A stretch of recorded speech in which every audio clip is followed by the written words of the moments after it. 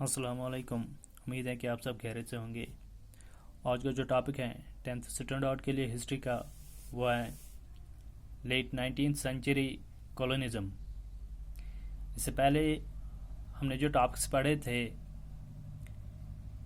कि कौन कौन से फैक्टर्स थे जो कि मदद कर रहे थे कि उसको वर्ल्ड इकॉनमी जो शेप ले रही थी 19th सेंचुरी में, उसमें हमने उसके अलग अलग फैक्टर्स पढ़े थे। सपोज हमने पढ़ा था trade, full of capital, full of labour. तो और हमने पढ़ा था रोल ऑफ टेक्नोलॉजी, टेक्नोलॉजी का क्या रोल रहा था वर्ल्ड इकॉनमी जो शेप ले रही थी।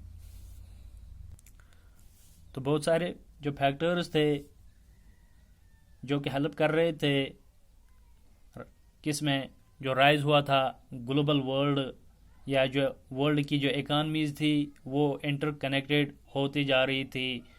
तो इन्हीं में से एक और फैक्टर भी था जो कि बहुत ज़्यादा डोमिनेंट रहा था, जिसने कहीं न कहीं वर्ल्ड की जो इकॉनमी थी उसको शेप देने में बहुत इम्पोर्टेंट रोल प्ले किया था। वो कौन सा फैक्टर है? तो वो जो फैक्टर था दैट वाज कॉलोनिज्म, जो कि ब्रॉड हेडिंग थी लेट 19th सेंचुरी और आ गया है उसका कॉलोनिज्म। तो सिंपल सी बात है कि कॉलोनिज्म क्या होता है। पहले हम देखेंगे कि कॉलोनिज्म क्या है। 5th से आपने पढ़ा होगा, या 6th से 7th से अप टू 8th तक या 9th तक आपने पढ़ा होगा कि कॉलोनिज्म क्या होता है। तो आपने वहाँ पे भी पढ़ा होगा लोअर क्लास में, India was the colony of Britishers. जो इंडिया था ये कॉलोनी थी किसकी? ब्रिटिशर्स की। तो जो इंडिया था ये ब्रिटिशर्स के लिए रॉ मटेरियल का एक सोर्स बन गया था। तो कॉलोनिज्म की जब हम बात करते हैं, जब एक कंट्री किसी दूसरी कंट्री पर डोमिनेट करते हैं, डोमिनेंस जमाते हैं, अपना रूल जमाते हैं, कब्जा करते हैं उस पर, और बाद में वो क्या करते हैं वहाँ पे to extract it is natural resource. वहाँ जो नेचुरल रिसोर्स होते हैं उनको एक्सट्रैक्ट करते हैं, और उसके साथ ही वो आस्ता आस्ता उसका जो पॉलिटिकल सिस्टम है उस पर भी कंट्रोल करते हैं। इनकी जो इकॉनमी होती है उसको भी कंट्रोल करते हैं, उस पर भी अपने कंट्रोल करते हैं। और जो सोशल स्फीयर होता है या कल्चरल स्फीयर वहाँ पे होते हैं उसमें भी बाद में वो इंटरफियर करते हैं। गोया कि ये कुल मिला के जो ये आइडियोलॉजी होते हैं ये कॉलोनिज्म की आइडियोलॉजी यहाँ पे बनते हैं। तो ऐसा ही एक फैक्टर है लेट 19th सेंचुरी में, वो यही फैक्टर है कि कॉलोनिज्म ने कहीं न कहीं किसी न किसी तरह से वर्ल्ड की जो इकॉनमी थी उसको शेप दी थी, और वर्ल्ड को क्या बनाया था? ग्लोबलाइज किया था। लेट 19th सेंचुरी की हम बात कर रहे हैं। तो पहले हम थोड़ा एलाबरेट करेंगे, एक्सप्लेन करेंगे कॉलोनिज्म। कॉलोनिज्म क्या होता है? कॉलोनिज्म के पर्सपेक्टिव से हम पढ़ेंगे कि कॉलोनिज्म क्या होता है। Colonialism is the policy of a country. ये एक पॉलिसी होती है, एक कंट्री की एक पॉलिसी होती है जो एक्सटेंड करते हैं अपनी अथॉरिटी ओवर अदर पीपल और टेरिटरीज, बाकी लोगों पर, और जो बाकी टेरिटरीज होते हैं उन पर अपना इन्फ्लुएंस जमाते हैं, उनको उन पर अपना कब्जा जमाते हैं। तो उनकी एक एम होती है, वो एम क्या होती है? उनकी इकोनॉमिक डोमिनेंस। तो दूसरी तरफ हम देखते हैं कि जो प्रोसेस होती है कॉलोनाइजेशन की, इसमें जो कॉलोनाइजर्स होते हैं दे इम्पोज दियर रिलीजन, वो अपना रिलीजन भी वहाँ पे इम्पोज करते हैं, इकोनॉमिक भी, और अदर कल्चरल प्रैक्टिस जो होते हैं वो भी वहाँ पे वो इम्पोज करते हैं। किन पर? जो इंडिजिनियस पीपल होते हैं। तो दूसरी तरफ हम देखते हैं कॉलोनिज्म और इम्पीरियलिज्म, जो दो टर्म्स हैं ये सेम मीनिंग देते हैं। तो यहाँ पे जो कॉलोनिज्म होती है इसमें जो थोड़ा मीनिंग ऐड होती है इसकी, कि कॉलोनिज्म में जो कॉलोनाइजर्स होते हैं वो बिहेवियर ऑफ पीपल जो होते हैं इनको भी, उस पर भी कंट्रोल करते हैं। तो कॉलोनिज्म के पर्सपेक्टिव से अगर हम देखेंगे, अभी तक हमने पढ़ा था कि ट्रेड बढ़ता जा रहा था।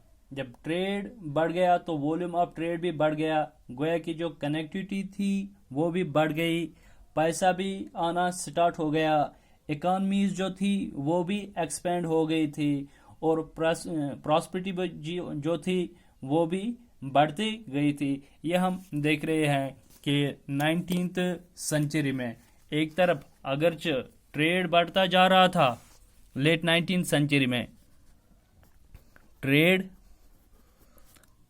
बढ़ने के साथ ही क्या हुआ था, प्रॉस्पेरिटी।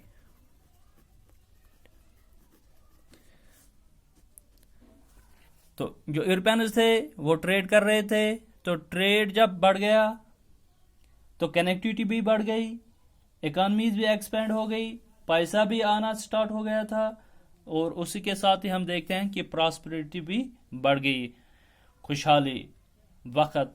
तो दूसरी तरफ अगर मैं यहाँ पे कहूँगा कि लेट 19th सेंचुरी में ट्रेड के जरिए से ये डेवलपमेंट हुई थी, या वर्ल्ड जो है ये इंटीग्रेट होता जा रहा था, इंटरकनेक्टेड होता जा रहा था, वर्ल्ड की जो इकॉनमी थी वो लिंक्ड होती जा रही थी, इंटरकनेक्टेड होती जा रही थी। दूसरी तरफ हम देखते हैं कि वहाँ पे एक और साइड भी उसका है, that there was a dark side of this process. जो ये ट्रेड बढ़ता जा रहा था, प्रॉस्पेरिटी बढ़ती जा रही थी, इसका एक डार्क साइड भी था। वो डार्क साइड क्या था, तो वो भी हम पढ़ेंगे। तो पहले हम थोड़ा सा ये बताएंगे कि कॉलोनिज्म के बारे में कुछ और भी, कि ईस्ट इंडिया कंपनी जो थी ये, या ब्रिटिश एम्पायर जो था, उन्होंने इंडिया को कॉलोनी बनाई थी। जब हम देखते हैं, हिस्ट्री पढ़ते हैं, ब्रिटिशर्स को हम कहते हैं कि ये कॉलोनाइजर्स थे, गोया कि वो आउटसाइडर्स थे, लेकिन ब्रिटिशर्स से पहले मगलर्स भी आए थे यहाँ पे, वो भी आउटसाइडर्स थे। इनको हम कॉलोनाइजर्स क्यों नहीं बोलते हैं जो मगलर्स थे? ब्रिटिशर्स का एक ही मोटिव था कि यहाँ पे जो रिसोर्सेज हैं इनको हम एक्सप्लॉइट करेंगे, इनको हम वहाँ से स्नैच करेंगे, जो यहाँ पे रिसोर्स हैं वो हम एक्सट्रैक्ट यहाँ पे करेंगे, अपनी मदर कंट्री में ले जाएंगे। लेकिन जब हम मुगल एम्पायर देखते हैं, मुगल सल्तनत देखते हैं, उन्होंने भी हिंदुस्तान पर 400-500 साल तक रूल किया था, लेकिन इनको हम कॉलोनाइजर्स नहीं कहते हैं। किनको? मगलर्स को, क्योंकि उन्होंने, वो भी आउटसाइडर्स थे मगलर्स, लेकिन बाद में वो यहाँ पे सेटल हुए थे। तो तब जाके हम देखते हैं कि उनको हम कॉलोनाइजर्स नहीं बोलते हैं, कि ईस्ट इंडिया कंपनी जो थी या ब्रिटिशर्स जो थे, इनको हम बोलते हैं कि ये कॉलोनाइजर्स थे, उन्होंने यहाँ पे हिंदुस्तान को कॉलोनी बनाई थी। तो ठीक है, यहाँ पे मैं बात कर रहा था ट्रेड के बारे में, लेट 19th सेंचुरी, और लेट 19th सेंचुरी के ही साथ ही यहाँ पे है कॉलोनिज्म। मैंने आपको बताया कि 19th सेंचुरी के लास्ट डिकेड्स में हम देखते हैं कि ट्रेड बढ़ता जा रहा था। जब ट्रेड एक्सपेंड हुआ था तो प्रॉस्पेरिटी बढ़ गई, लेकिन दूसरी तरफ हम देखते हैं कि इस ट्रेड का, इस प्रॉस्पेरिटी का भी एक डार्क साइड था। There was a dark side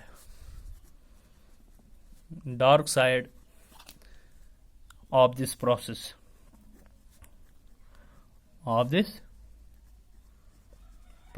इसमें हम देखते हैं इसका डार्क साइड भी था। तो यहां पे मैं लिखूंगा late 19th century and colonialism.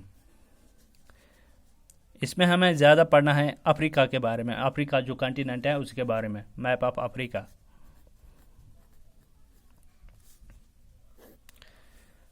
तो यहाँ पे हम देखते हैं कि डार्क साइड क्या था इस प्रोसेस का, जो ट्रेड और प्रॉस्पेरिटी दिन ब दिन बढ़ती जा रही थी लेट 19th सेंचुरी में, इसका जो डार्क साइड था वो था कॉलोनिज्म। जब ट्रेड बढ़ गया था तो expansion of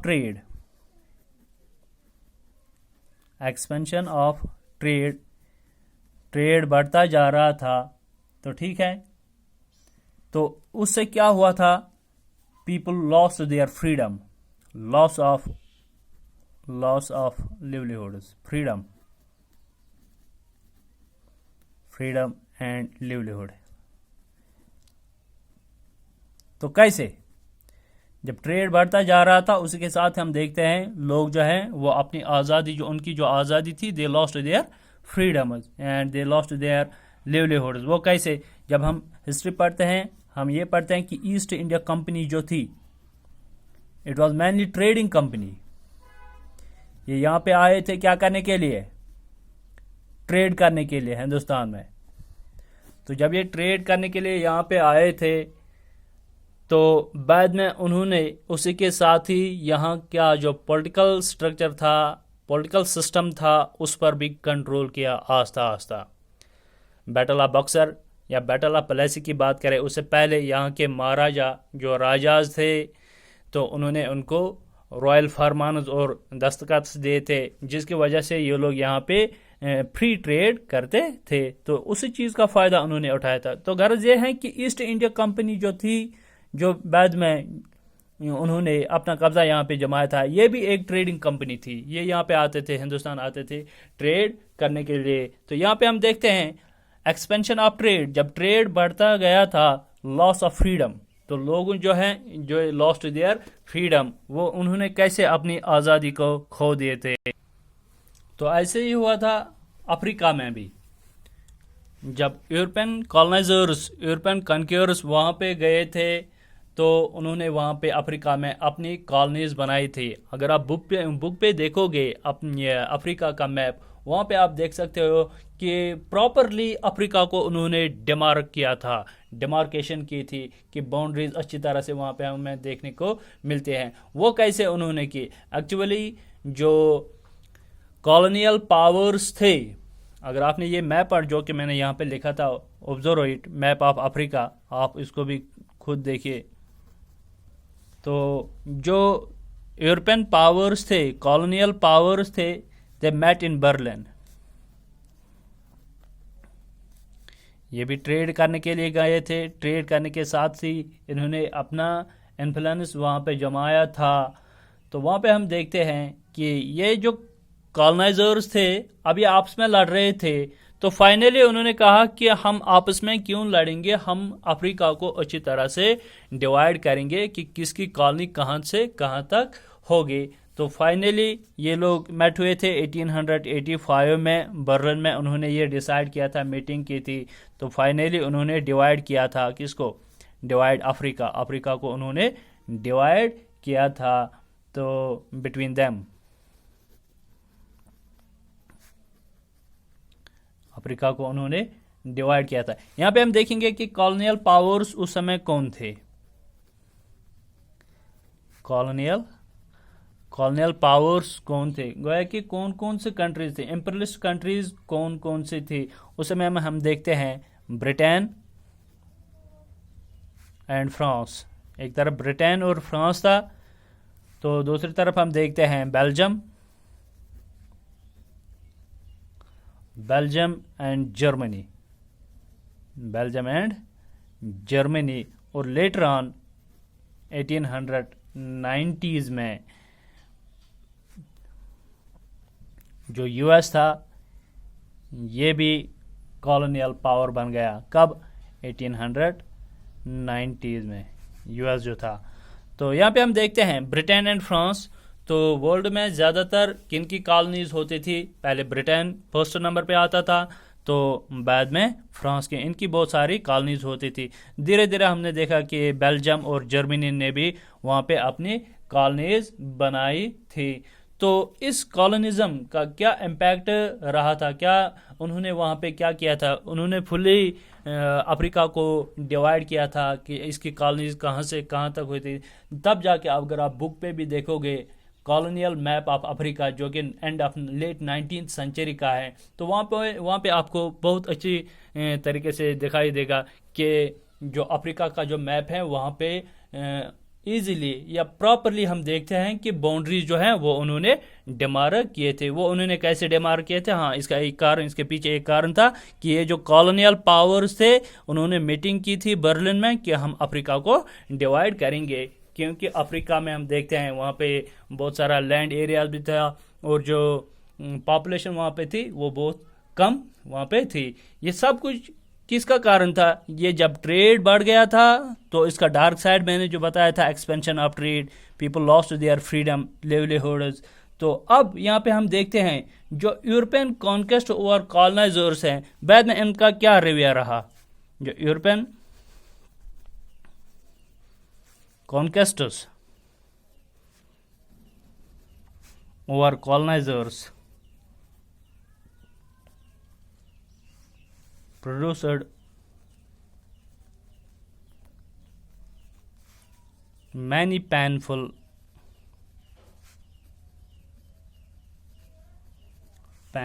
economic, social and ecological changes. अब जो कॉलोनियल पावर्स थे उन्होंने अपनी कॉलोनीज बनाई थी कहाँ पे? उन्होंने अपनी कॉलोनीज अफ्रीका में बनाई थी. अब उन कॉलोनाइजर्स की वजह से वहाँ पे क्या हुआ था, उन्होंने वहाँ पे जो इकॉनमी थी उस पर भी कंट्रोल किया था, वहाँ पे जो सोशल स्फीयर था उस पर भी कंट्रोल किया था, इकोलॉजिकल सिस्टम जो था वहाँ पे उसमें भी कुछ चेंजेस लाए थे. वो हम इजीली देखते हैं, उसमें हमें समझने की प्रॉब्लम नहीं होती, क्योंकि आपने पढ़ा होगा कि इंडिया जो है ये भी कॉलोनी रही थी ब्रिटेन की, कि अंग्रेज़ों ने यहाँ पे क्या सलूक किया था. सेम इज द केस यहाँ पे भी कि लेट 19th सेंचुरी में कॉलोनिज्म बढ़ता जा रहा था ट्रेड की वजह से, और अफ्रीका में उन्होंने अपनी कॉलोनीज बनाई थी. गोया कि जिस तरह उन्होंने अंग्रेज़ों ने, ब्रिटिशर्स ने इंडिया में एक्सट्रैक्शन की थी, एक्सप्लॉयटेशन की थी, रिसोर्सेज यहाँ से लिए थे, अपने मदर कंट्री को भेजे थे, तो इसी तरह वहाँ पे भी उन्होंने अफ्रीका में भी किया होगा. वहाँ की इकोनॉमिक एक्सप्लॉयटेशन की, वहाँ जो सोशल स्फीयर था उसमें भी इंटरफियर किया था. जो इकोलॉजिकल चेंजेस थी वो आपको समझने में इजी होगा, क्योंकि आपने 9th में भी पढ़ा होगा कि जो अंग्रेज थे वो स्लीपर्स ले रहे थे यहाँ पे, किस चीज़ के लिए? रेलवे ट्रैक्स बनाने के लिए. ये जो कॉलोनिज्म है कि जो यूरोपियन कॉन्क्वेस्टर्स थे, जो कॉलोनाइजर्स थे, उन्होंने पेनफुल इकोनॉमिक या सोशल या इकोलॉजिकल चेंजेस वहाँ पे इंट्रोड्यूस किए थे. तो उसका क्या इम्पैक्ट रह गया कि जो कॉलोनिज्म वहाँ पे चल रहा था, कॉलोनिज्म का क्या इम्पैक्ट रहा था अफ्रीका पर उसका क्या इम्पैक्ट रहा था? किसका?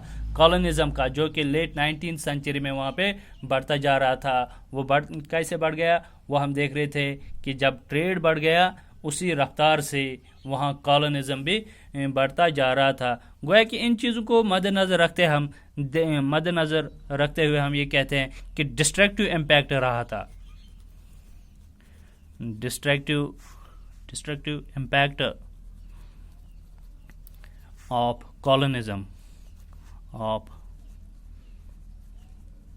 कॉलोनिज्म का डिस्ट्रक्टिव इम्पैक्ट पड़ा था किस पर? अफ्रीका पर. तो वो हम एग्जाम्पल्स के ज़रिए से समझ सकते हैं कि किस तरीके से उन्होंने डिस्ट्रक्टिव इम्पैक्ट पड़ा था कॉलोनिज्म का. उसके लिए हमें पढ़ना होगा रेंडर पेस्ट के ज़रिए से हम अच्छी तरह से अंडरस्टैंड हो जाएगा कि कॉलोनिज्म का इम्पैक्ट क्या रहा था, किस पर? अफ्रीका पर. आई होप आपको यहाँ तक समझ आया होगा.